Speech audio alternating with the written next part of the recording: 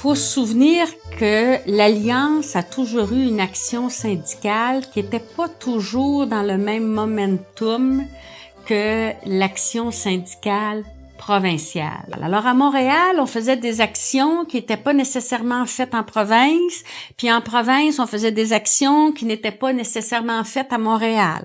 Alors, par exemple, l'Alliance, à quelques occasions, n'a pas été partie prenante du Front commun.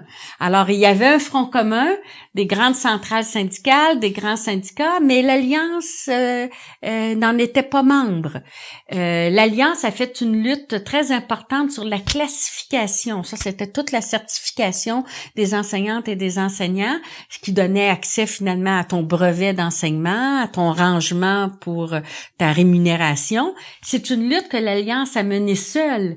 La CEQ n'a pas mené cette lutte-là.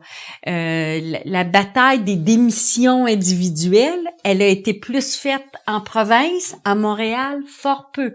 Alors, il y a souvent eu ce décalage entre l'action syndicale vécue à l'Alliance et l'action syndicale vécue dans les autres syndicats à travers le Québec.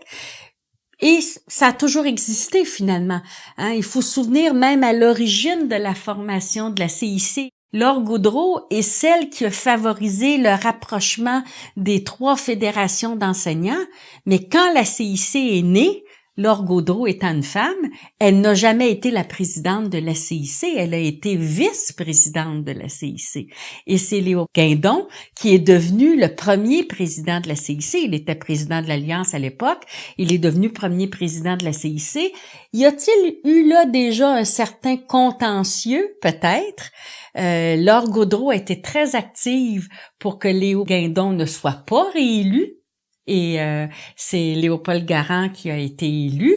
Alors, il y a toujours eu cette dissension larvée, je dirais, entre l'Alliance et la CIC et la CEQ. Et ça s'est manifesté à plusieurs occasions à travers l'histoire, que de voir que on est engagé dans une action syndicale, mais pas nécessairement au même moment, pas nécessairement sur les mêmes sujets, pas nécessairement selon les mêmes stratégies. Il y a eu des moments d'unité, mais il y a eu à plusieurs reprises dans l'histoire des dissensions. Alors, être militante à l'Alliance, c'était militer dans son syndicat local, c'était donner beaucoup d'importance à l'action locale. Faut dire que Montréal, l'Alliance était à Montréal, bénéficiait de la couverture médiatique, avait une certaine notoriété, et puis une réputation de syndicat combatif que Léo Guindon avait nourri. Il avait été le fer de lance de l'opposition à Maurice Duplessis, faut s'en rappeler.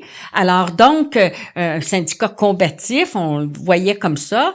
Puis la CIC, la CEQ, c'était loin de nous autres, puis c'était pas toujours d'accord avec ce qu'on faisait. Alors être militante à l'Alliance à ce moment-là, c'était aussi cette dualité qu'on percevait dans les débats, dans les instances, dans les choix stratégiques qu'on pouvait être amené à faire quand il y avait des actions à mener, ainsi de suite.